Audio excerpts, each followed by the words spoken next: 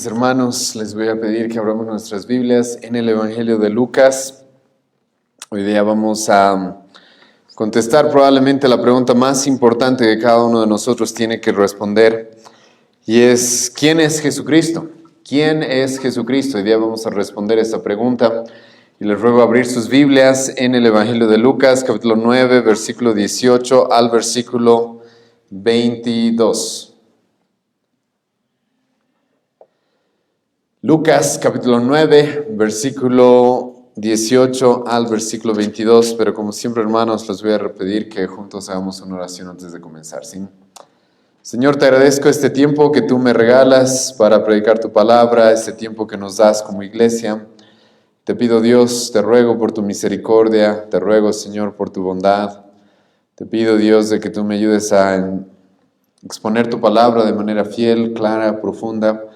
Y te pido, Señor, por los oyentes, porque tú eres el único que puede abrir sus ojos, tú eres el único que puede abrir su entendimiento a quién es tu Hijo. Y te ruego, Señor, que el día de hoy ellos, todos los que estamos acá, Señor, comprendamos más acerca de nuestro Señor Jesucristo. Por favor, Señor, guíanos en todo, en el nombre de Jesús oramos. Amén. Lucas capítulo 9, versículo 18 al 22, la palabra del Señor dice así: Aconteció que mientras Jesús oraba aparte, estaba con él los discípulos y les preguntó, diciendo: ¿quién dice la gente que soy yo? Ellos respondieron: unos Juan el Bautista, otros Elías, y a otros que algún profeta de los antiguos ha resucitado. Él les dijo: ¿y vosotros quién decís que soy yo? Entonces respondiendo Pedro dijo: el Cristo de Dios.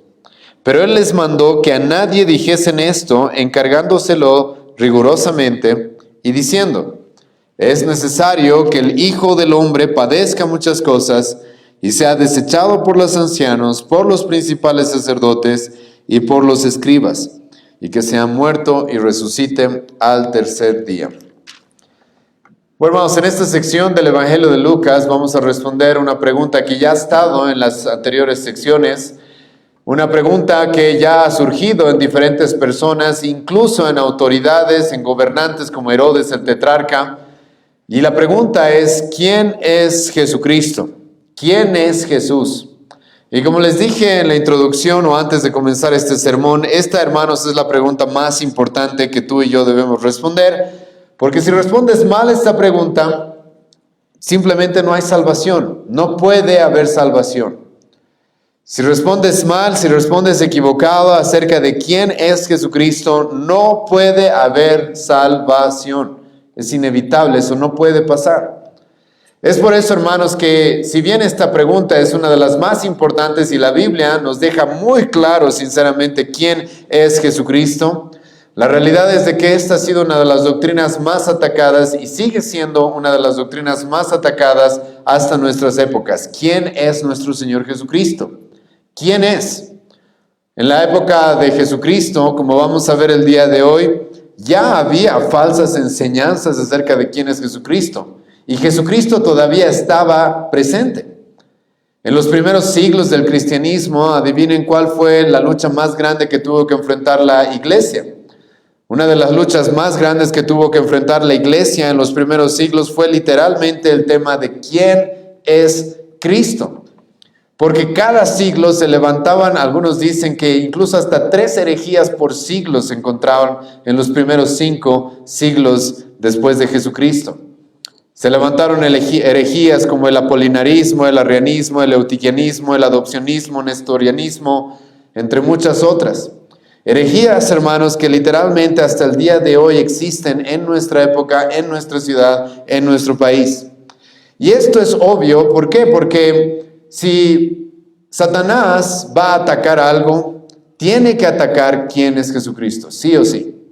Si quiere realmente dañar a las personas, si Satanás quiere destruirlas y evitar que lleguen al cielo, evitar que estén en paz con su Creador, tiene que atacar quién es Jesucristo. Y alguna vez, hermanos, hemos dicho en diferentes exposiciones de que toda falsa religión tiene esta característica. Toda falsa religión ataca la Escritura. Pero, hermano, ¿cuál es el mensaje central de la Escritura? Jesucristo mismo dijo, Juan capítulo 5, versículos 39 y 40, de que toda la Escritura habla de Él. Y todas las falsas religiones, la realidad es de que atacan la Escritura, y al atacar la Escritura siempre atacan la persona de quién es Jesucristo. Y esto es tan atacado, pues si tú tienes un falso Cristo, sinceramente y inevitablemente no hay salvación. No puede haber salvación. Escucha, ¿tú crees que Dios, el creador del cielo, la tierra, el dueño del universo, mandó a su Hijo a que se haga hombre para que pague tu condena, para que muera en esa cruz sufriendo toda la ira que tú deberías haber recibido, para que luego tú tengas el derecho de inventarte otro Cristo? Para que tú tengas el derecho de inventarte un Cristo que no es el que Él nos muestra en su palabra, para que luego tú te salves por conceptos de falsos Cristos que siempre han habido, para que tú te salves en nombre de otros que no son el Jesucristo bíblico. Eso, hermano, es completamente irracional. ¿Por qué? Porque Jesucristo, si hay algo, que Dios realmente quiere que tú y yo tengamos muy claro, es quién es Jesucristo.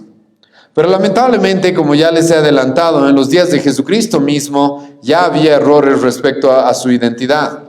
Él todavía seguía vivo y como vamos a ver el día de hoy, ya se estaba atacando quién es Él. Y algunos lo atacaban de manera muy fuerte.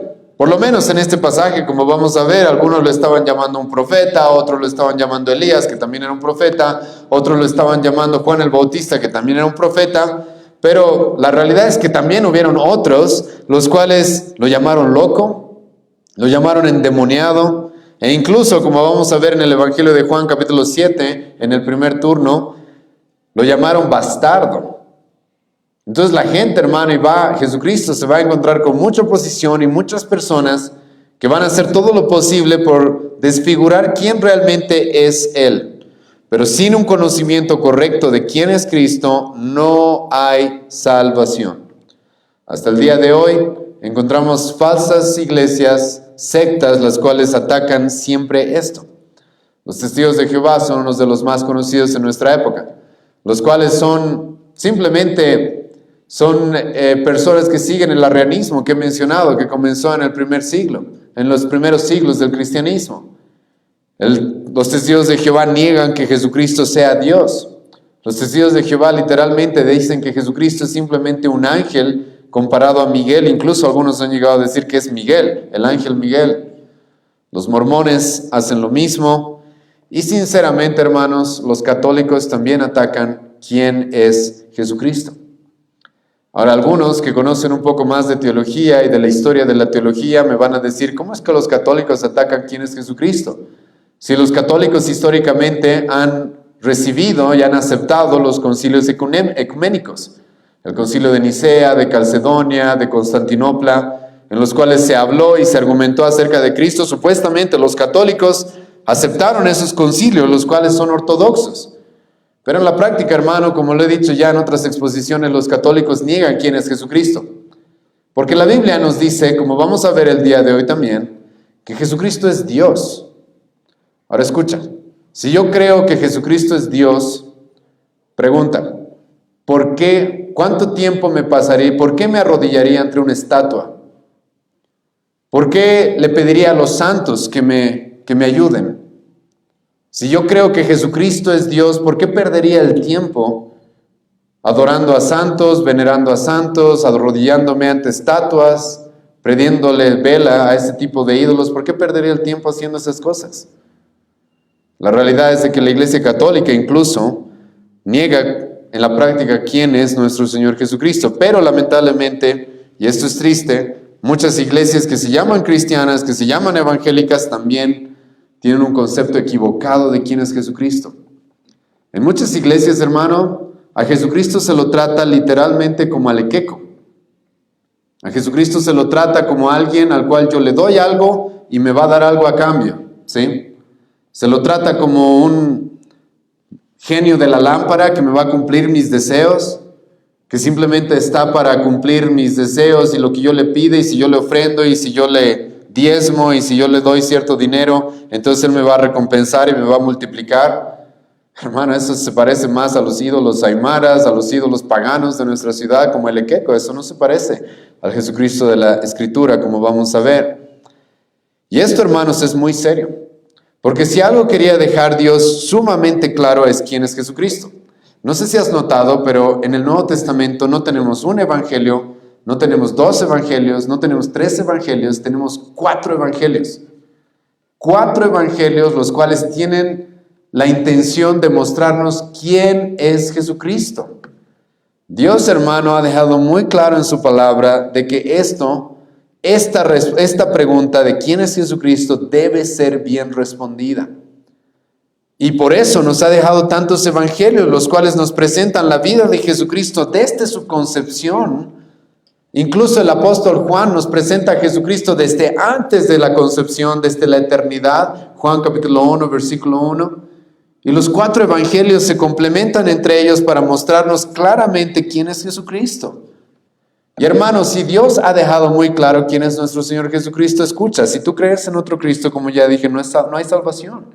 El mismo apóstol Juan va a decir, aquellos que niegan quién es Cristo, no tienen a Dios, no pueden tener a Dios, y son más bien amigos o asociados del anticristo. Escucha, eso va a decir el apóstol Juan, 1 Juan capítulo 2. Si tú niegas quién es Jesucristo, sea en su humanidad o sea en su deidad, eres compañero y estás asociado al anticristo, no al Jesús de la Biblia. Y hermanos, el Evangelio de Lucas tiene esta intención, mostrar quién es Cristo. Lucas, como un historiador, le escribe a Teófilo, que hemos visto acerca de él en los primeros capítulos, en el primer capítulo de este Evangelio, y tiene la intención de mostrarnos quién es él. Y en este contexto, literalmente este pasaje gira alrededor de esta pregunta. ¿Quién es nuestro Señor Jesucristo?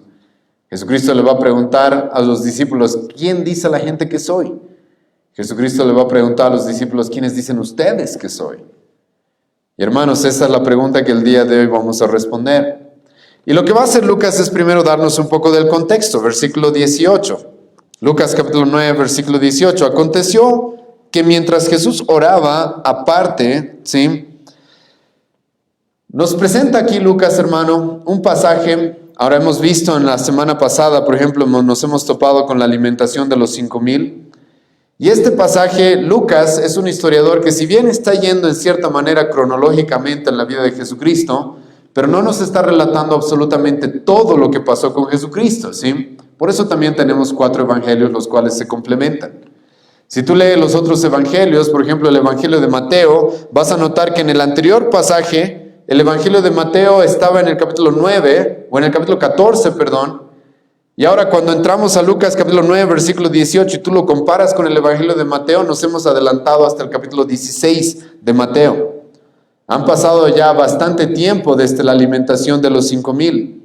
Y como hemos visto la semana pasada en la alimentación de los 5,000, Jesucristo mismo va a utilizar ese milagro con la intención de que la persona sepa quién es Él. Y Lucas no nos dice específicamente cuánto tiempo pasó, pero sí nos dice de que después de esos acontecimientos, después de la alimentación de los 5,000, y como los otros evangelios nos muestran, después de al parecer un largo periodo de tiempo, Jesucristo estaba orando y es ahí donde le va a decir a sus discípulos y les va a preguntar quién dice la gente que soy. Pero hay algunos detalles más antes de entrar a responder esta pregunta. Jesucristo está en su ministerio en Cesarea de Filipos, nos dice el evangelio de Mateo y el evangelio de Marcos. Esta era una región gentil. Jesucristo había estado haciendo más milagros, había estado sanando mudos, había estado sanando incluso a personas que no eran parte del pueblo judío, como la mujer sirofenicia. Y la Biblia, hermano, nos presenta un acontecimiento que es importante en este pasaje, ¿sí? Y para eso, hermano, les voy a pedir que vayan conmigo a Mateo capítulo 16, porque el contexto de lo que Lucas nos está relatando es este. Escucha Mateo 16, versículo 1 en adelante. ¿Qué es lo que estaba sucediendo? Vinieron los fariseos y los saduceos para tentarle y le pidieron que les mostrase señal del cielo. Mas él respondiendo les dijo: cuando anochece decís buen tiempo, porque el cielo tiene arréboles. Y por la mañana, hoy habrá tempestad, porque tiene arréboles el cielo nublado. Hipócritas, que sabéis distinguir el aspecto del cielo, mas las señales de los tiempos no podéis. La generación mala y adúltera demanda señal, pero señal no le será dada sino la señal del profeta Jonás. ¿Por qué es importante, hermanos, darnos cuenta de ese contexto o ponernos en esa circunstancia? Porque como vamos a ver hoy día, y como ya hemos visto en otras ocasiones, y hoy día en la mañana también hemos visto esto en el Evangelio de Juan, Jesucristo, hermano, está en medio de una generación incrédula. Jesucristo está en medio de multitudes las cuales lo están rechazando, las cuales están negando quién es Él. Y después de que Jesucristo ya había hecho un montón de milagros, Jesucristo ya había resucitado muertos, Jesucristo había dado de alimentación a más de 10,000 personas, como hemos visto la semana pasada. Jesucristo había calmado la tempestad, había caminado por el agua. Jesucristo había convertido el agua en vino. Jesucristo había hecho un montón ya de milagros, pero la gente le sigue pidiendo milagros. Y le sigue diciendo, queremos saber qué señal más haces para que te creamos. Y Jesucristo, hermano, nos muestra en el contexto de Mateo que ya está cansado de eso. Por eso les va a decir no. Los perversos, la generación perversa y adúltera es la que anda pidiendo milagros y milagros y milagros. Porque Él ya había hecho suficientes señales para que ellos sepan quién es Él. Pero a pesar de eso, lo estaban rechazando. A pesar de eso, había una creciente incredulidad dentro del pueblo. Una creciente incredulidad que vamos a ver que va a ir escalando en los evangelios, porque va a llegar al punto en el que la gente literalmente va a querer matarlo. Y en medio de ese contexto en el cual Jesucristo ha estado viajando, ha estado predicando, ha estado haciendo milagros y se ha topado con líderes judíos y con multitudes, lo cual lo rechazan, nos encontramos ahora en el Evangelio de Lucas con Jesucristo orando aparte. Probablemente algunos dicen que Jesucristo está en la mañana temprano orando, justo antes de salir de viaje, como nos dicen los otros evangelios, para seguir predicando y haciendo todavía algunos milagros. Él va a realizar algunos de ellos. Pero Jesucristo está orando, está pasando tiempo con su Padre. Ahora hay muchas personas que se preguntan si Jesucristo es Dios, ¿por qué oraba? Simplemente, hermano, porque Jesucristo quería pasar tiempo con su Padre, como cualquier hijo quiere pasar tiempo con un padre. Y ahora yo sé que eso es difícil de entender en una época en la que muchos estamos acostumbrados a orar solamente para pedir cosas, pero Jesucristo quería pasar tiempo con su Padre, y esto va a ser algo de manera constante. En el Evangelio de Lucas, de manera especial, Lucas nos va a mostrar en diferentes ocasiones cómo Jesucristo una y otra vez se alejaba para orar. Pero en esta ocasión, hermanos, esta oración está ligada a un momento muy importante, como ya les he adelantado. Esta oración está ligada, hermanos, a de que Jesucristo va a tener una discusión o va a tener una conversación con sus discípulos de suma importancia. Porque Jesucristo quiere mostrarles quién es Él a sus discípulos y también quiere mostrarles qué es lo que Él va a hacer. Y hermano, Jesucristo necesita orar. Porque como hemos visto en otras sesiones y como vamos a ver también el día de hoy, a menos de que Dios obre en las personas podrían tener a Cristo literalmente enfrente y no reconocer quién es Él. Y ahora Jesucristo ha decidido tener una conversación sumamente profunda e íntima con sus discípulos. Una conversación que, como ya he mencionado, es una conversación en la cual se va a responder una de las preguntas o la pregunta más importante que podríamos responder. Y es, ¿quién es Él? Y Jesucristo, después de orar, se fue aparte con Él y con sus discípulos, y entonces dice el versículo 18, les preguntó diciendo, ¿quién dice la gente que soy yo? Ahora, hermano, por si acaso, Jesucristo ya sabía lo que la gente decía de Él. La Biblia misma nos dice, Juan capítulo 2, versículo 23 al 25, de que Jesucristo no tenía necesidad de que nadie le explicara nada porque Él ya conocía el corazón de los hombres. Él ya conocía lo que había en el hombre. Entonces esta pregunta no es específicamente, por si acaso, porque Jesucristo no tenga el conocimiento de lo que la gente sabe o lo que la gente dice acerca de Él. En este mismo evangelio nos hemos topado con Jesucristo revelando los secretos del corazón de las personas. No sé si te acuerdas, pero nos hemos topado con Jesucristo diciéndole a los judíos, ¿qué están cavilando ustedes en su corazón? No digan tales cosas en su corazón. Jesucristo sabía lo que había en su interior, sabía lo que ellos pensaban, sabía lo que ellos creían. Pero Jesucristo quiere que sus discípulos le respondan. Jesucristo quiere que sus discípulos le respondan. ¿Por qué? Porque lo que vamos a ver en este pasaje es que Jesucristo va a hacer un contraste muy marcado entre lo que las multitudes decían acerca de Él y lo que Pedro va a responder acerca de quién es Él. Y la realidad, hermano, de lo que nos vamos a encontrar en este pasaje es que es una minoría las personas que llegaron a entender quién es Él. La gran mayoría no lo hicieron. Las grandes multitudes, los grandes números, la nación entera en cierta manera, va a rechazar quién es Cristo. En este pasaje, hermanos, después de que Jesucristo le pregunta a sus discípulos quién dice la gente que soy yo, nos vamos a topar con 3 respuestas y después nos vamos a topar con una respuesta más. Y esas 4 respuestas todas tienen que ver con esa pregunta: ¿quién es Jesucristo? Y escucha, de 4 preguntas, 3 van a estar equivocadas. Solamente una va a ser la acertada. De esas 4 preguntas, la mayor parte de las personas la van a responder mal. Y solamente algunos, una minoría, la van a responder de una manera correcta. Y los discípulos en el versículo 19 le contestan a Jesucristo. Y escucha, esto es lo que la gente común decía. Y los discípulos sabían esto porque ellos tenían comunión con el pueblo, tenían comunión con las personas. No sé si te acuerdas, pero Jesucristo mismo, comenzando este capítulo 9 de Lucas, envió a los discípulos a predicar a diferentes regiones, de 2 en 2. Entonces los discípulos habían tenido tiempo con la gente, habían tenido tiempo con el pueblo, habían tenido tiempo con diferentes personas, y ellos habían escuchado lo que la gente decía acerca de Jesucristo. En este mismo capítulo nos hemos topado con lo que Herodes, el tetrarca de Galilea, un gobernante importante en aquella época, decía de Jesucristo. Había un montón de personas diciendo muchas cosas de Jesucristo. Y lo primero que nos vamos a topar acerca de la respuesta que la gente daba acerca de quién es Cristo está en el versículo 19 y son 3 respuestas, las cuales, como ya les adelanté, son 3 respuestas equivocadas. Escucha, versículo 19, ellos respondieron: unos, Juan el Bautista, otros, Elías, y otros que algún profeta de los antiguos ha resucitado. Hay varios detalles, hermanos, respecto a estas preguntas, ¿sí? Perdón, a estas respuestas. Uno de estos es que los 3 personajes que los judíos van a mencionar acá son profetas. Literalmente van a mencionar a Juan el Bautista, que es un profeta, a Elías, que es un profeta, y luego van a mencionar a algunos de los profetas del Antiguo Testamento.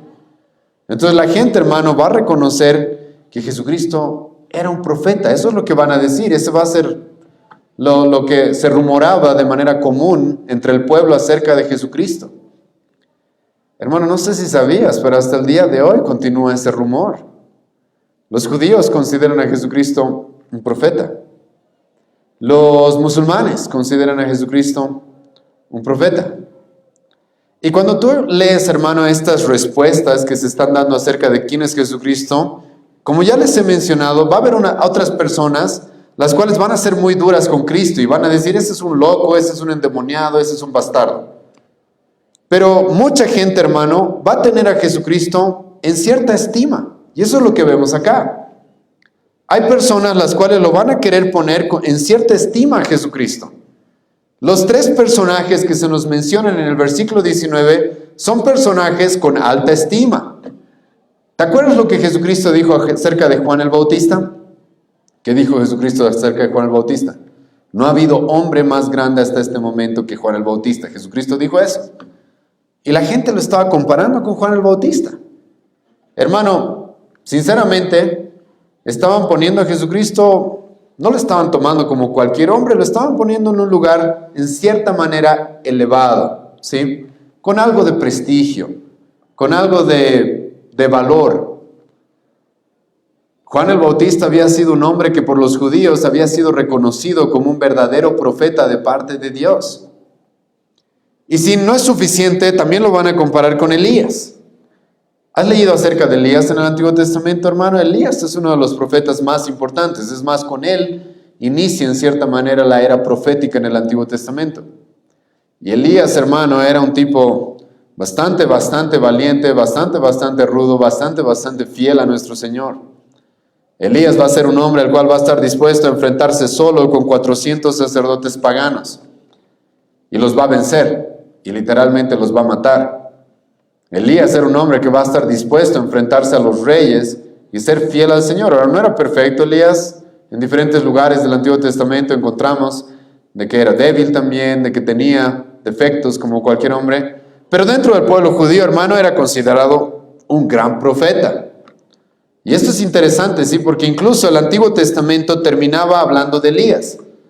El último libro del Antiguo Testamento, el libro de Malaquías, capítulo 3, Dios mismo va a decir a través del profeta Malaquías: yo voy a enviar a alguien antes de que llegue el Mesías, y va a ser alguien como Elías. Jesucristo mismo nos dijo de que Juan el Bautista cumplió esa función. Pero lo que quiero hacerles notar es de que en las respuestas que la mayoría de la gente estaba dando acerca de Cristo, no es que lo estaban subestimando completamente, no, lo estaban poniendo en cierta manera en algún tipo de lugar privilegiado, en algún tipo de lugar con algún tipo de estima. Otros decían: debe ser alguno de los profetas antiguos que ha resucitado. Tal vez Isaías, tal vez Jeremías, tal vez Oseas. Alguno de esos profetas parece que ha resucitado. Y escucha bien esto. Estos tres grupos de personas están poniendo a Jesucristo en algún tipo de estima. Pero escucha, no es suficiente para responder quién es Jesucristo. Y como ya les he dicho, es un detalle que creo que no nos podemos pasar de largo, ¿sí? ¿Por qué? Porque, hermano, en nuestra época igual, la mayoría de la gente va a poner a Jesucristo en algún tipo de estima. Yo sé que hay gente bastante desviada, ¿sí? La cual va a hablar de Cristo cosas muy fuertes y muy terribles y se va a burlar de nuestro Señor Jesucristo, etc. Pero, hermano, la mayoría de las religiones, si tú las estudias, van a poner a Jesucristo en algún lugar de valor o de autoridad. La gente está dispuesta a decir: Jesucristo fue un gran maestro, un gran profeta, fue un gran revolucionario. La gente está dispuesta a decir eso, ¿sí? Pero, hermano, esto es importante. Aunque estas personas están poniendo a Jesucristo en algún tipo de estima, están respondiendo mal la pregunta. Porque por más de que lo están queriendo poner en algún lugar de autoridad y en algún lugar privilegiado dentro de la sociedad de aquella época, un gran profeta de parte de Dios no es suficiente. No es suficiente. Y esa no es la fe verdadera, hermano. No cualquier persona que tiene algún tipo de buena percepción sobre Jesucristo ya significa de que sea salvo, ya significa de que sea cristiano. Porque estas tres respuestas, literalmente, como he mencionado, son respuestas las cuales podrían de alguna manera mostrar de que la gente le tenía algún tipo de respeto a Cristo. Hermano, no es suficiente. Ninguna de estas tres respuestas es la verdadera. Y la gente está dispuesta a responder de esta manera. ¿Por qué? Porque van a decir: sí, Jesucristo era un profeta, como Mahoma era un profeta, ¿sí?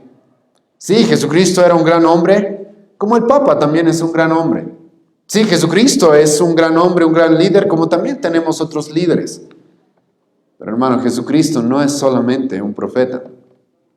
La Biblia, hermano, y esto es un problema que se tiene en nuestra época, ¿sí? La gente está dispuesta a decir: Jesucristo fue un profeta, pero el problema es que dicen que solo fue un profeta. La gente está dispuesta a decir que Jesucristo fue un maestro, pero el problema es de que Él no solo fue un maestro, y la palabra solo, ahí está el problema. La gente está dispuesta a decir que Jesucristo fue un hombre de Dios, fue solamente un hombre de Dios, importante quizás, pero eso no es completamente verdad, o eso es una media verdad. Y la gente acá, hermano, por más de que está hablando de Jesucristo con respeto, con aprecio, y lo está poniendo en un lugar elevado dentro de la sociedad de aquella época, todos están equivocados, porque ninguna de estas afirmaciones alcanza para mostrar quién es realmente Jesucristo. Y entonces, ahora Jesucristo se va a voltear a sus discípulos y les va a decir: ok, y ahora, ¿quién dicen ustedes que soy yo? Escucha el versículo 20. Y Él les dijo: ¿y vosotros quién decís que soy? Y esto, hermano, es una pregunta personal. Esto varios autores han reconocido de que es una pregunta que tiene el énfasis en que Jesucristo quiere hacer pensar a la persona, específicamente a estos 12 discípulos, que ya lo estaban siguiendo por un largo periodo de tiempo, que habían dejado sus casas, sus hogares, sus trabajos por Él. Estos hombres que habían estado muy cerca de Él por ya años. Jesucristo les dice: ahora ustedes, quiero que tú me digas, ¿quién crees que soy? Y hermano, esta pregunta es muy personal y esta pregunta literalmente también es hecha a todos nosotros. ¿Quién decimos que Jesucristo es? Y ahora Pedro va a responder. ¿Por qué Pedro? Pedro va a ser normalmente el representante de los 12. Normalmente Pedro es el que primero va a elevar la voz. Pedro es, como vamos a ver cuando lleguemos al libro de los Hechos, vamos a ver de que Pedro va a liderar en cierta manera a los 12 discípulos. Y Pedro va a ser el que va a responder acá, pero por si acaso Pedro está respondiendo como un representante de los demás discípulos de Jesucristo, de los otros 11 apóstoles. Obviamente obviando ahí un poco a Judas, que ya Jesucristo sabía quién era y qué es lo que iba a hacer. Pero escucha lo que Pedro le responde: ¿y vosotros quién decís que soy? Entonces respondió Pedro y dijo: el Cristo de Dios. Ahora, hermanos, yo tengo que aquí añadirle algo, ¿sí? Añadirle algo que el evangelista, el apóstol Mateo nos añade. Escucha lo que Mateo nos dice que Pedro le respondió a Jesucristo y él le añade algo más. Mateo capítulo 16, versículo 16. Mateo nos dice de que respondiendo Simón Pedro dijo: tú eres el Cristo, el Hijo del Dios viviente. Hermano, esa es una respuesta completamente distinta, radicalmente distinta a lo que estaba respondiendo la mayor parte de la gente. La mayor parte de la gente estaba diciendo: sí, Él es un gran hombre, sí, Él es un gran profeta, sí, parece alguien importante, pero no. Pedro va a decir: Él es el Cristo, Él es el Hijo del Dios viviente. Ahora déjame explicarte qué significa esto del Cristo. La palabra Cristo es una traducción al griego de la palabra hebrea Mesaya, que significa literalmente el ungido, ¿sí? Literalmente el ungido. Ahora, no voy a tener el tiempo el día de hoy, sinceramente, como en otra exposición hemos tenido, de mostrarles todo lo que eso significa en el Antiguo Testamento paso por paso. Pero hermano, en el Antiguo Testamento había varias personas que se ungían. ¿A quiénes normalmente se ungían en el Antiguo Testamento? Y eran personas a las cuales Dios ungía y Dios señalaba para un trabajo, una labor especial. ¿Quiénes eran esas tres personas? Esas tres personas eran los profetas, eran los reyes, eran los sacerdotes. Los profetas, que tenían la labor de traer la palabra de Dios, la revelación de Dios, que tenían la labor de presentar quién es Dios al pueblo. Los sacerdotes, los cuales tenían la responsabilidad de representar al pueblo ante Dios con los sacrificios, haciendo los sacrificios para el pago de los pecados del pueblo. Y los reyes, los cuales tenían tenían la labor de guiar, liderar al pueblo, de proteger al pueblo y guiarlos hacia la victoria. En el Antiguo Testamento, hermano, esas tres clases de personas se ungían. Esas tres clases de personas eran personas las cuales eran ungidas y señaladas por Dios para una labor especial.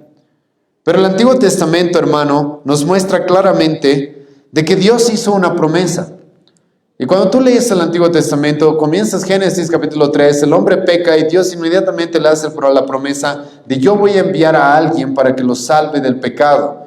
Yo voy a enviar a alguien para que solucione el problema que se ocasionó en Génesis capítulo 3 con la tentación de la serpiente y la rebelión del hombre en contra de su Dios.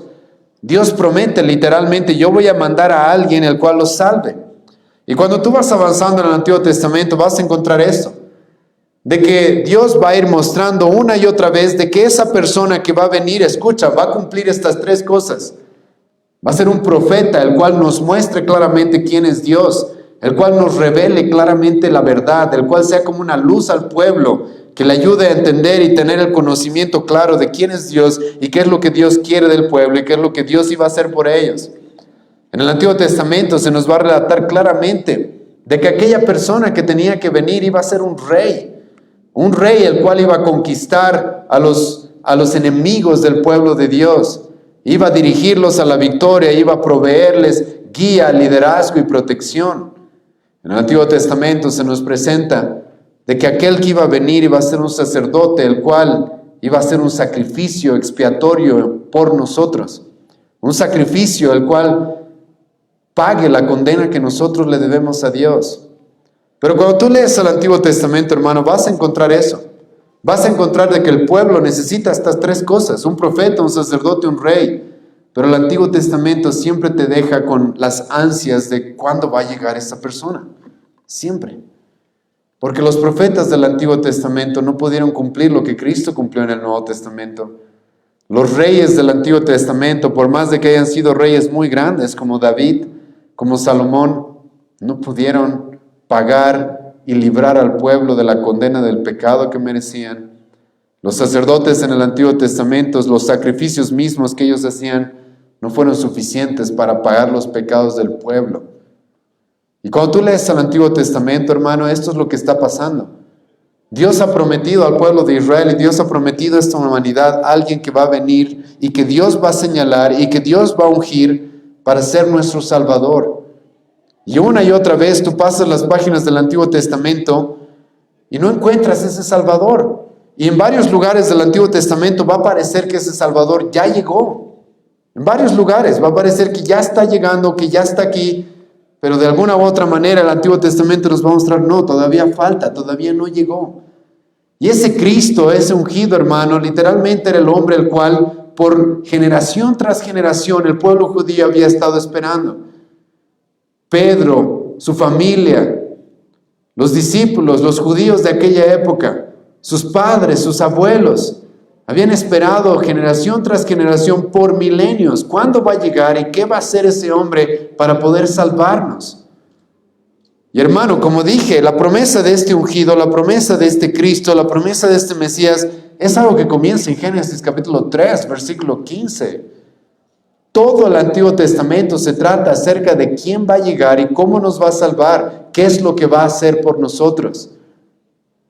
Y hermano, después de milenios en los que el pueblo estuvo esperando, después de una y otra vez en las cuales Dios estuvo mostrando quién iba a ser y qué es lo que iba a hacer por nosotros, Pedro, escucha lo que dice en este pasaje. Le va a decir a Cristo, le va a decir a nuestro Señor Jesús: tú eres el Cristo. Tú eres aquel que hemos estado esperando por milenios. Tú eres aquel que hemos estado esperando, el que nuestros padres estaban esperando, el que nuestros abuelos estaban esperando. Tú eres aquel el cual es el cumplimiento de las promesas del Antiguo Testamento. Tú eres aquel el cual verdaderamente va a poder salvarnos de la condenación y del pecado que comenzó en Génesis capítulo 3. La palabra Cristo, hermano, tiene todo eso en ella. Todo eso. El ser el cumplimiento de aquel rey, profeta y sacerdote que el pueblo estaba esperando para su salvación y que en el Antiguo Testamento hombre tras hombre, tras hombre, tras hombre decepcionó al pueblo porque ninguno pudo lidiar verdaderamente con el pecado. Ninguno pudo lidiar verdaderamente con la gran maldición que el hombre tiene sobre sus espaldas, que es la muerte, la condena eterna por el pecado. David no pudo, Salomón no pudo, los profetas del Antiguo Testamento no pudieron, Aarón no pudo, los diferentes sacerdotes no pudieron. Y el Antiguo Testamento, hermano, literalmente, si tú lees los libros proféticos, se tratan de eso. De que los profetas le van a decir al pueblo de Israel: ustedes están mal, por más de que tienen un rey, todavía las cosas andan mal. Todavía el pecado no ha sido solucionado, pero va a venir alguien. Pero va a llegar alguien, el cual Dios ha prometido a lo largo de todas las páginas del Antiguo Testamento, a lo largo de todas las eras en el Antiguo Testamento, Dios ha prometido que alguien va a llegar. Y Dios fue muy específico acerca de quién iba a ser esa persona, que iba a venir de Abraham, de Isaac, de Jacob, de la tribu de Judá, de David. Y así va a llegar nuestro Mesías, el Cristo, aquel señalado, el cual iba a poder salvarnos por fin de la condenación y del pecado. Y hermano, Pedro le dice aquí a Jesucristo: tú eres el Cristo.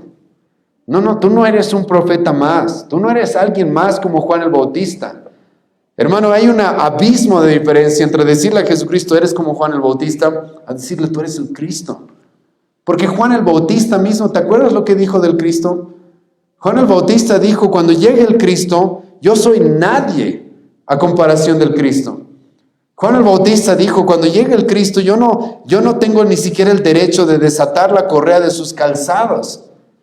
Juan el Bautista mismo, hermano, dijo, cuando llegue el Mesías y cuando apuntó él a Jesucristo, él dijo, yo no me merezco nada ni acercarme a él, que ni se les ocurra compararme con él. Porque Juan el Bautista no iba a poder cumplir la obra que Jesucristo tenía que cumplir, que vamos a ver en un momento en el versículo 22. Y Pedro, hermano, le está diciendo eso a Jesucristo. Nosotros hemos entendido de que tú eres el Cristo, tú eres el cumplimiento de las promesas. Tú eres el Salvador que Dios ha señalado. Tú eres aquel que hemos estado esperando por siglos, por milenios. Tú eres aquel que va a solucionar el problema del pecado y de la muerte, que ninguno de los profetas, ninguno de los reyes, ninguno de los sacerdotes en el Antiguo Testamento pudo solucionar. Tú eres aquel el cual va a poder salvarnos de la ira de Dios. Tú eres el Cristo. No un Cristo más, no, tú eres el Cristo de Dios. El único, el verdadero, el único en el cual va a haber salvación. Hermano, eso es lo que significa cuando Pedro le responde a Jesucristo, tú eres el Cristo, nosotros creemos esto de ti. No eres Elías, no eres Isaías. Isaías, Jeremías, todos ellos hablaron del Cristo. Pero tú eres el cumplimiento de todo lo que ellos dijeron. Juan el Bautista habló del Cristo y nos señaló hacia ti y nos dijo que tú eres el Mesías, tú eres el Cordero de Dios que quita el pecado del mundo. Y no podemos compararte más bien a ellos porque tú eres alguien sumamente más elevado, tú eres el cumplimiento, tú eres literalmente la promesa que Dios le hizo a la humanidad, el cumplimiento de la promesa que Dios le hizo a esta humanidad. Pero no solamente le dice eso Pedro, sino que como hemos leído en Mateo capítulo 16, versículo 16, Pedro le va a decir, tú eres el Cristo, el Hijo del Dios viviente. Ahora, estos dos términos, hermano, es muy importante combinarlos. Porque el Cristo, como ya les he mencionado, tenía que venir en el Antiguo Testamento de una genealogía. Eso es muy claro en el Antiguo Testamento.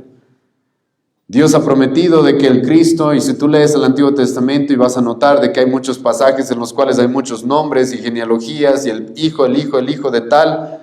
¿Eso por qué es? Porque Dios prometió poco a poco, a través de la revelación del Antiguo Testamento, de que el Mesías tenía que venir de la genealogía de una familia específicamente. Tenía que venir de Sem, luego de Abraham, luego de Isaac, luego de Jacob, luego de Judá, luego de David. Y es por eso que en el Nuevo Testamento encontramos que Lucas, por ejemplo, y Mateo comienzan con las genealogías, ¿verdad? Porque si Jesucristo iba a ser el Cristo, Él tenía que cumplir esa genealogía. Él tenía que ser el hijo de aquellos que Dios había elegido para que de su descendencia venga el Mesías. Y eso, hermano, está ligado a su humanidad. Jesucristo era un hombre. Jesucristo nació del linaje de David. Esto es algo que el Nuevo Testamento va a hacer énfasis. El apóstol Pablo, cuando comienza su epístola a los Romanos, probablemente su epístola más importante, Romanos 1, versículo 3 al 4, el apóstol Pablo va a decir, yo he venido a predicarles el evangelio de Jesucristo, el hijo de David, del linaje de David. Eso es importante porque si Jesucristo verdaderamente era el Mesías, Él tenía que venir de ese linaje y Él tenía que ser un hombre. Pero escucha bien esto, no era suficiente con que sea un hombre. Él también tenía que ser Dios. Eso es lo que la Biblia nos había prometido. Eso es lo que los profetas habían prometido. El profeta Isaías había dicho de manera explícita que cuando llegue el Mesías se le pondría un nombre. ¿Te acuerdas de ese nombre? Emmanuel. ¿Qué significa Emmanuel? Dios con nosotros. En el Antiguo Testamento literalmente se hicieron las promesas acerca de que el Mesías iba a llegar y ese Mesías iba a ser llamado Dios fuerte. El Antiguo Testamento literalmente, hermanos, ¿has leído el Salmo capítulo 2? ¿Has leído el Salmo 2? Dios mismo va a decir 1000 años antes de que Jesucristo llegue, Dios le va a advertir a las naciones y les va a decir, arrodíllense ante mi Hijo, ante mi Hijo. Y hermano, cuando Pedro le dice a Jesucristo, tú eres el Cristo, se está refiriendo, tú eres el cumplimiento de esas promesas que se nos han dado. De ese descendiente de Abraham, de Jacob, de Judá, de David que iba a llegar, que iba a ser un hombre el cual nos salve. Pero no solamente eso, sino que tú también eres el Hijo de Dios. Tú no eres solamente un hombre, tú eres literalmente Dios. Porque si Dios tiene un hijo, hermano, ¿su hijo qué es? Es Dios. Jesucristo tiene los mismos atributos que Dios. Cuando tú lees la Escritura vas a encontrar que Jesucristo tiene los mismos atributos que Dios, los mismos títulos que Dios. Por eso Jesucristo mismo va a decir, el que me ha visto a mí ha visto al Padre. Y Jesucristo va a decir literalmente, sí, yo soy Dios. Y hermano, esto es algo muy, muy distinto a lo que la mayoría de la gente estaba diciendo. Esto es muy distinto a lo que la mayoría de la gente dice en nuestra época. A lo que los testigos de Jehová dicen acerca de Jesucristo, de que Él es solamente un ángel. A lo que los mormones dicen. ¿Sabes qué dicen los mormones? Dicen de que Jesucristo, hermano, es el hermano de Satanás, un ser creado. Eso es lo que dicen ellos en su doctrina cristológica. Pero aquí, ¿qué está diciendo Pedro? No, tú eres el Hijo del Dios viviente. Tú eres el Mesías, aquel que Dios ha prometido para salvar a la humanidad, el único ungido, señalado por Dios para cumplir esa obra. Y tú vas a cumplir esa obra, ¿por qué? Porque tú también eres Dios mismo, el Hijo del Dios viviente. Y estas dos cosas, hermanos, son sumamente importantes. ¿Por qué? Porque, hermano, Jesucristo tenía que ser un hombre como tú y como yo, porque Él iba a pagar nuestra condena como un sustituto. Pero Jesucristo, hermano, también tenía que ser Dios. ¿Por qué? Porque Jesucristo tenía que cumplir las demandas de Dios. Tenía que cumplir la santidad y la perfección que Dios requiere. Y Jesucristo, escucha, tenía que recibir la ira de Dios. Hermano, ¿qué criatura podría soportar la ira de Dios como Cristo la soportó en esa cruz? Ninguna. Y para hacer la paz entre Dios y el hombre, hermano, era necesario que Jesucristo sea tanto hombre como Dios, que sea el hombre ungido, señalado por Dios para nuestra salvación, como el cumplimiento a la promesa del Antiguo Testamento, como también aquel hombre el cual es reconocido como Dios mismo encarnado. En el principio era el Verbo, y el Verbo estaba con Dios, y el Verbo era Dios, y el Verbo, ¿qué dice Juan? Capítulo 1, versículo 14, se hizo carne. El Dios viviente, el Dios creador del cielo y del universo, creador del cielo, creador de todo, el dueño absolutamente de todo, se hizo hombre como nosotros. Y hermano, aquí los discípulos están reconociendo a Jesucristo de esta forma. Le están diciendo, tú eres aquel ungido, tú eres aquel que Dios ha señalado para salvarnos, tú eres el cumplimiento de las promesas hechas a esta humanidad, tú eres el Mesías, tú eres el Cristo y tú eres Dios mismo. Pero aquí también hay que añadirle algo más. Y es de que cuando Pedro dice, tú eres el Hijo del Dios viviente, hemos hablado de esto la semana pasada en el Evangelio de Juan. Hermano, los judíos utilizaban este título para Dios, el Dios viviente. Lo utilizaban, ¿sabes cuándo? Cuando ellos querían hacer un contraste con los ídolos. Los ídolos de la gente y de las culturas y naciones paganas son simples estatuas que tienen ojos y no ven, que tienen manos y no pueden usarlas, que tienen piernas pero tienen que ser llevados en las espaldas de aquellos que los adoran. Son inútiles, en otras palabras, no pueden hacer nada, no tienen ser en sí mismos, no son nada en realidad, son una invención del hombre. Y en el Antiguo Testamento los judíos van a utilizar ese término cuando hacen una distinción entre los ídolos paganos, los cuales no tienen ningún tipo de poder, y Dios. Van a llamarle a Dios el Dios viviente, porque este Dios sí actúa, este Dios sí obra, este Dios sí hace, este Dios no se queda quieto, este Dios sí es un Dios que hace lo que Él quiere en el cielo y en la tierra y no hay quien pueda detener su mano. Este sí es un Dios vivo, no como los otros dioses muertos y falsos que la gente se inventa. Pero esto es muy importante, hermano, que se combine con el concepto de quién es Cristo.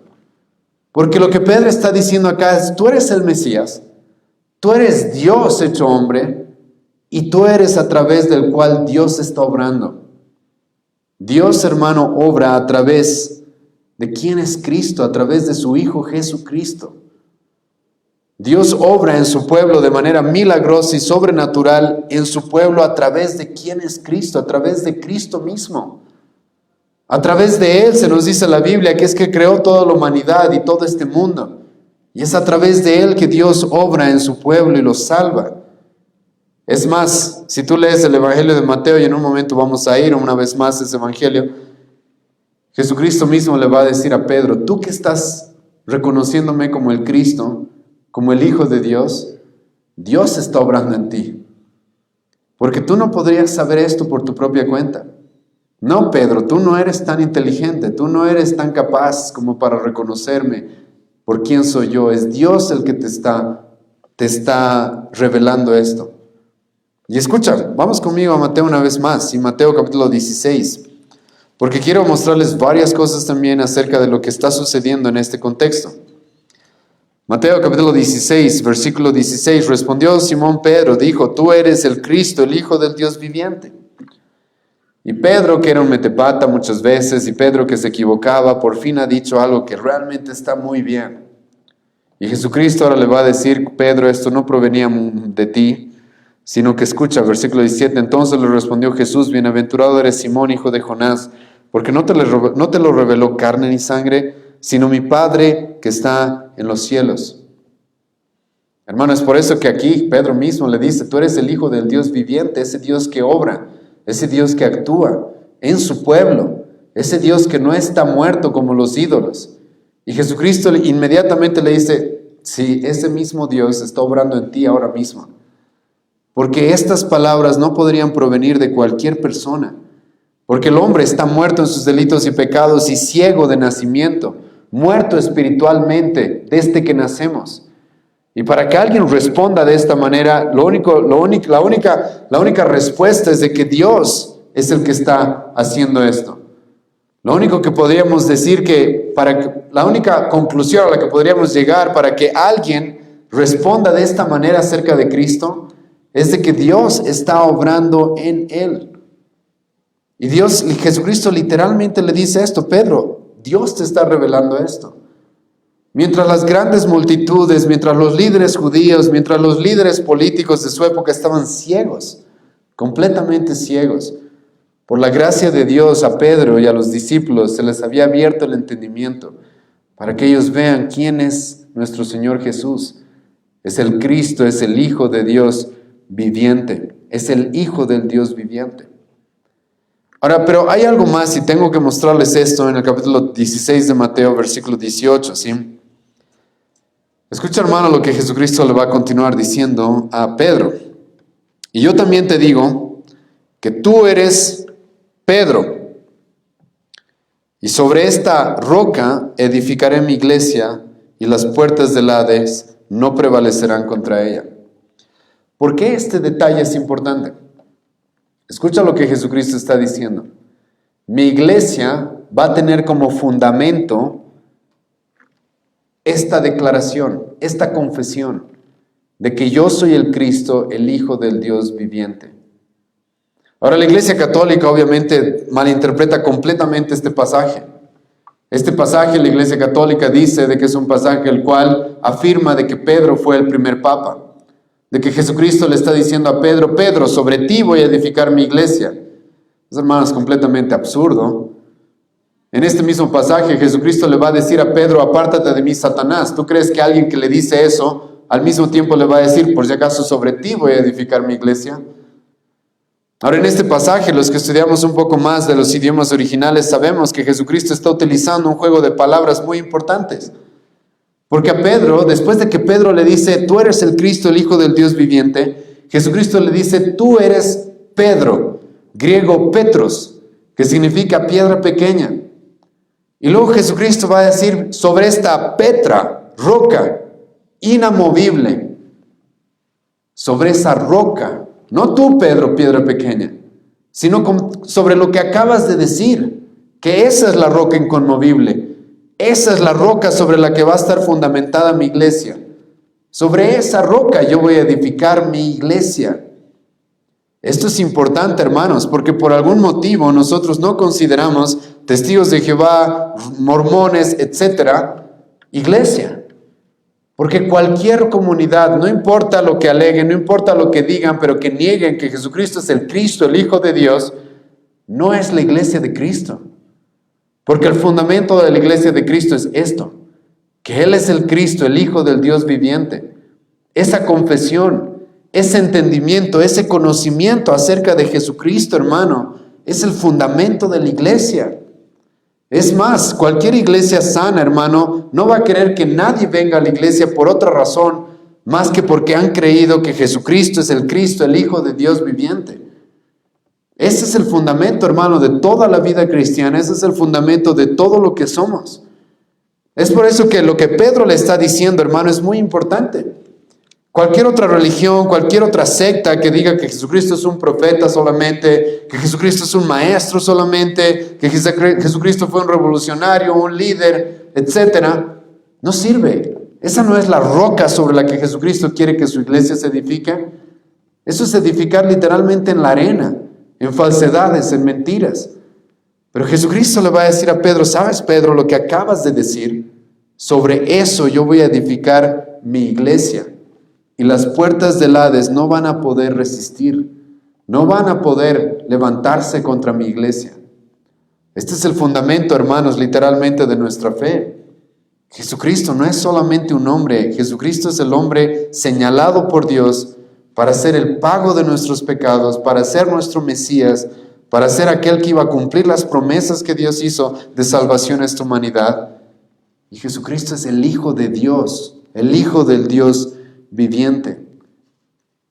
Ahora, pero después de esto va a suceder algo extraño, porque Jesucristo, escucha lo que le va a pedir a sus discípulos. Escucha una vez, vamos otra vez a Lucas capítulo 9, versículo 20. Él les dijo, ¿y vosotros quién decís que soy? Entonces respondiendo Pedro dijo, el Cristo de Dios. Pero ahora va a pasar algo raro, ¿sí? Escucha el versículo 21. Pero él les mandó que a nadie dijesen esto, encargándoselo rigurosamente. Esto es lo que en el Nuevo Testamento se conoce como el secreto mesiánico. Secreto mesiánico. ¿Qué es eso? Jesucristo, hermanos, en diferentes ocasiones literalmente le va a decir a la gente, no digas quién soy. No digas quién soy. Jesucristo en diferentes momentos de su ministerio, en los cuales va a hacer diferentes milagros, Jesucristo le va a decir a la gente, no cuentes el milagro que hice, no cuentes, ¿sí? ¿Por qué? Porque, hermanos, la gente en la época de Jesucristo tenía un concepto errado acerca de qué es lo que Cristo iba a hacer en su primera venida. La gente en general, hermano, tenía un concepto errado de quién era Jesucristo y qué es lo que el Cristo iba a hacer en su primera venida. La gente en la época de Jesucristo creía de que el Mesías iba a ser más o menos como un David en el Antiguo Testamento. ¿Te acuerdas la historia de David? El pueblo judío está en guerra con los filisteos parece que están muy fuertes y parece que los van a conquistar. Y entonces David viene súper valiente, súper temerario, se enfrenta a los filisteos, mata a Goliat y libera al pueblo de Israel del posible cautiverio bajo los filisteos. Adivina qué estaba sucediendo en la época de Jesucristo. Los judíos estaban bajo el cautiverio ¿de quiénes? De los romanos. Estaban siendo literalmente abusados por los romanos. Estaban en cautiverio bajo ese imperio pagano, idólatra. Y los judíos, hermanos, estaban esperando, que llegue el Mesías, y ese Mesías seguramente nos va a dar la nación próspera que teníamos antes, que teníamos con David, que teníamos con Salomón. Seguramente va a venir ese Mesías y va a derrocar a los romanos y va a enfrentarse al César y nos va a librar de este cautiverio. Eso es lo que estaban esperando los judíos. Y eso sí estaban dispuestos a aceptar de Jesucristo. Hemos visto eso en el Evangelio de Juan capítulo 6. Jesucristo va a hacer algunos milagros y inmediatamente la gente va a decir, este Cristo sí me gusta, este Cristo que me está ofreciendo cosas temporales aquí ahora, a Él hagámoslo rey. Pero hermano, Jesucristo no quiere que pase eso. No quiere que pase eso. Porque Jesucristo, a diferencia de la mayoría de los judíos de aquella época, sabe cuál tenía que ser su obra en su primera venida. ¿Qué es lo que Él tenía que hacer? Hermano, en su segunda venida, escucha bien esto, Jesucristo va a destruir a todas las naciones y gobernantes que se le opongan. Y le va a dar a su pueblo la tierra como herencia. Eso dice la Biblia. Jesucristo va a hacer eso. Te aseguro que va a hacer eso. El libro de Apocalipsis literalmente nos dice de que los gobernantes de este mundo van a pedirle a las montañas que se caigan encima de ellos por el miedo y el pavor que le van a tener a Cristo, el cual con la espada de su boca los va a destruir. No va a tener ni siquiera que actuar Cristo, solamente va a hablar y los va a destruir. Eso Cristo, escucha, va a hacer. Pero en su primera venida, hermano, Jesucristo tenía que lidiar primero con el pecado. ¿De qué le hubiera servido, hermano, al pueblo judío que Jesucristo derrote al César, derrote a los líderes paganos de aquella época, les vuelva a dar una nación y luego esos mismos judíos mueran y sean condenados por Dios eternamente? ¿De qué les serviría?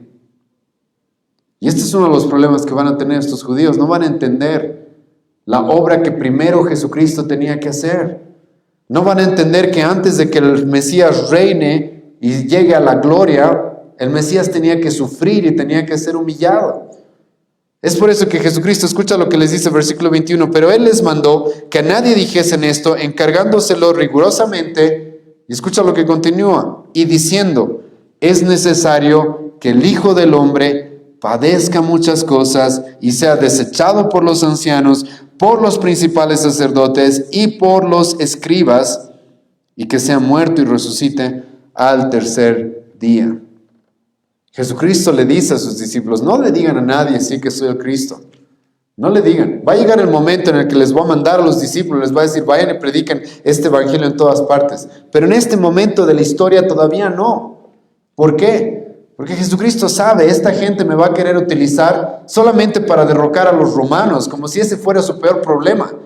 Cuando en realidad yo he venido a librarlos de su peor problema, que es la muerte por causa del pecado. Y Jesucristo les dice, por eso es necesario, y aquí Jesucristo, hermano, nos amplía el conocimiento que tenemos de Él. Porque la pregunta que estamos respondiendo el día de hoy es, ¿quién es Jesús? Y Pedro la ha respondido y ha dicho, tú eres el Cristo, el Hijo de Dios, pero ahora también se nos va a añadir qué es lo que ese Cristo iba a hacer por nosotros. Y escucha lo que Cristo va a decir, es necesario que el Hijo del Hombre, esto es importante, Jesucristo va a utilizar una vez más un título mesiánico para Él, el Hijo del Hombre. Cualquier judío que escuchara eso, inmediatamente su cabeza iba a Daniel capítulo 7, versículo 13 y 14. El Hijo del Hombre, el Mesías del cual Daniel había hablado, el cual iba a venir a rescatar y a salvar a su pueblo. Y Jesucristo pero dice, escucha, todavía hay una obra que yo tengo que cumplir. Sí, yo soy el Mesías, sí, yo soy el Hijo de Dios. Eso te lo está revelando Dios, Pedro. Pero escucha, hay una obra que yo tengo que cumplir. Y esto, hermanos, es importante porque, como les dije, la mayoría de la gente en aquella época no entendía eso. Incluso, escucha, sus discípulos no van a entender. Los discípulos, si bien le está diciendo Pedro a Jesucristo, tú eres el Cristo, el Hijo del Dios viviente. Si tú lees Mateo, después Jesucristo les va a decir lo que dice acá. Yo voy a morir. Yo voy a morir por ustedes. Y Pedro le va a decir que nunca te suceda eso. Y Jesucristo le va a decir, apártate de mí, Satanás, ¿qué tienes? Yo he venido literalmente para eso, para pagar tus pecados. ¿Y tú me estás diciendo que no los pague? Porque incluso sus discípulos, hermanos, les va a costar entender eso. De que en la primera venida el Mesías tenía que sufrir, tenía que morir.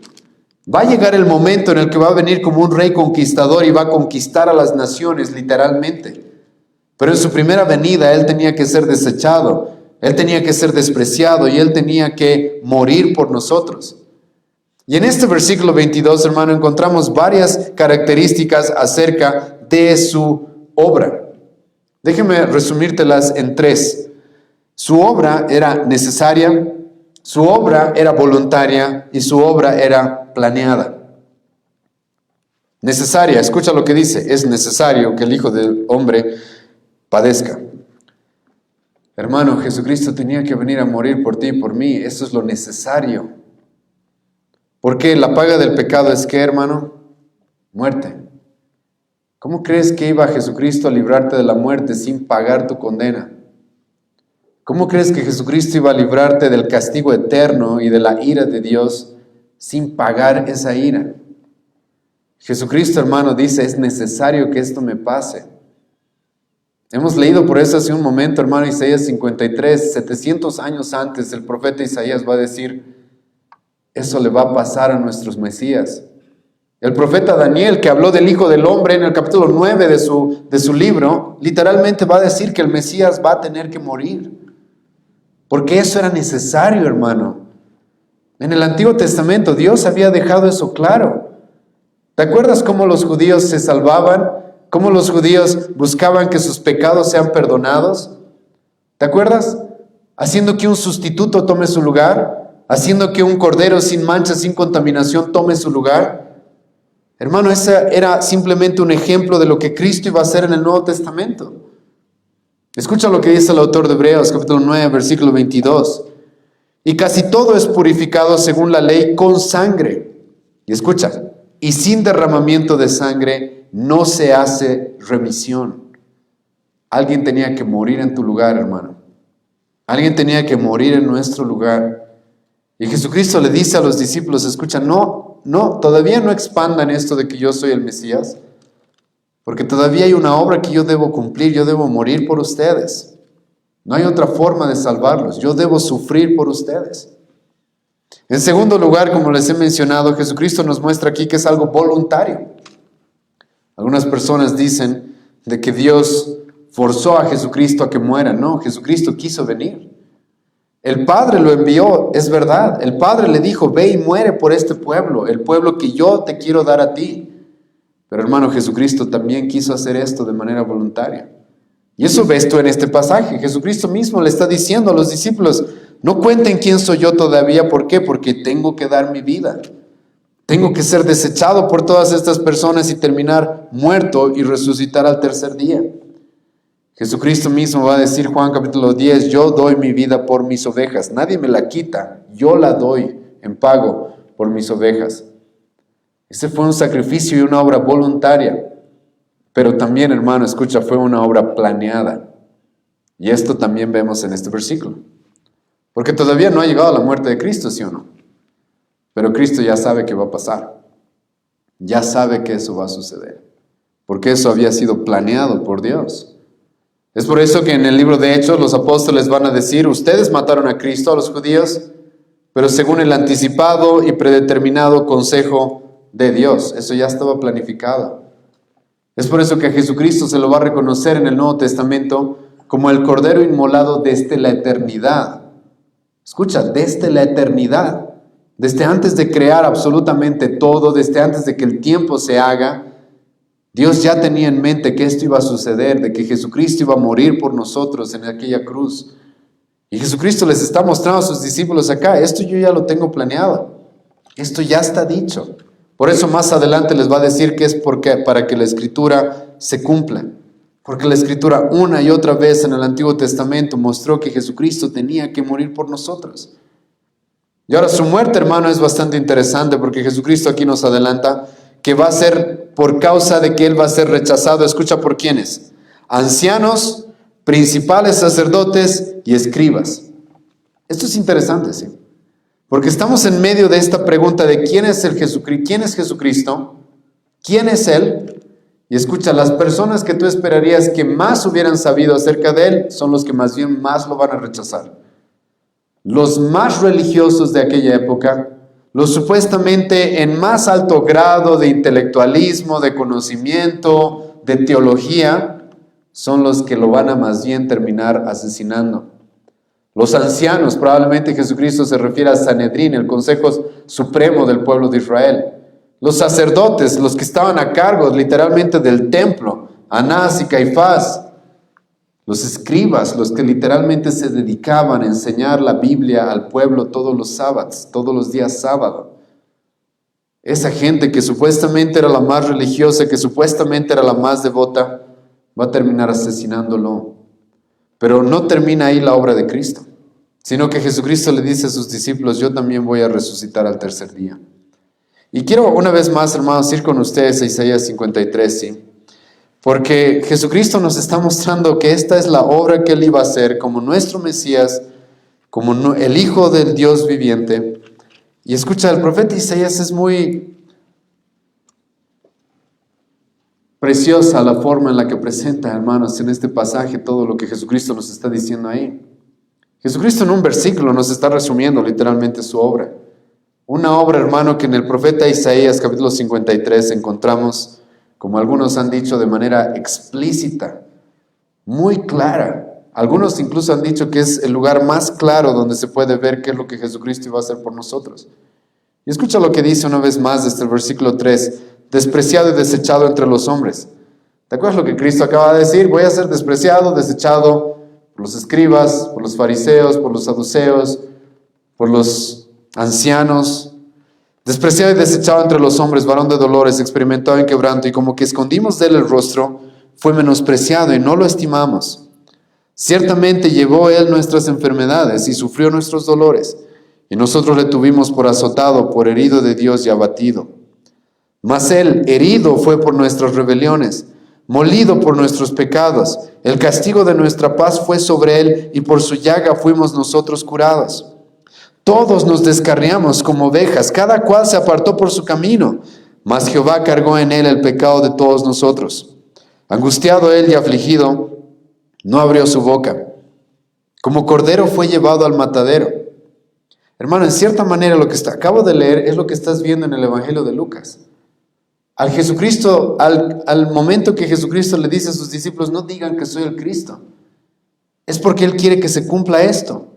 Que como un cordero que pudo haberse librado de la muerte, pudo haberse librado de ese asesinato, pero Él no, Él va a ir voluntariamente ahí. No va a abrir su boca para salvarse a sí mismo, sino como un cordero va a estar dispuesto a ir al matadero.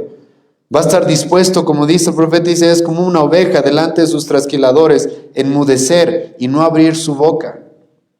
Escucha versículo 8, por cárcel y por juicio fue quitado, y su generación, ¿quién la contará? Esto es importante, hermano, porque ¿quiénes son los encargados de hacer el juicio? Creo que los líderes, ¿verdad? No es por nada que Jesucristo menciona a los líderes en Lucas, hermano. Porque ellos son los que se van a encargar de enjuiciarlo, ellos son los que se van a encargar de culparlo, de condenarlo. Ellos son los que van a hacer complot, incluso con los romanos, para terminar asesinándolo. Y el profeta Isaías 700 años antes ya había dicho que eso iba a pasar. Por cárcel y por juicio fue quitado, y su generación, ¿quién la contará? Porque fue cortado de la tierra de los vivientes, y por la rebelión de mi pueblo fue herido. Y se dispuso con los impíos su sepultura, mas con los ricos fue en su muerte. Aunque nunca hizo maldad, ni hubo engaño en su boca. Con todo eso Jehová quiso quebrantarlo, sujetándole a padecimiento.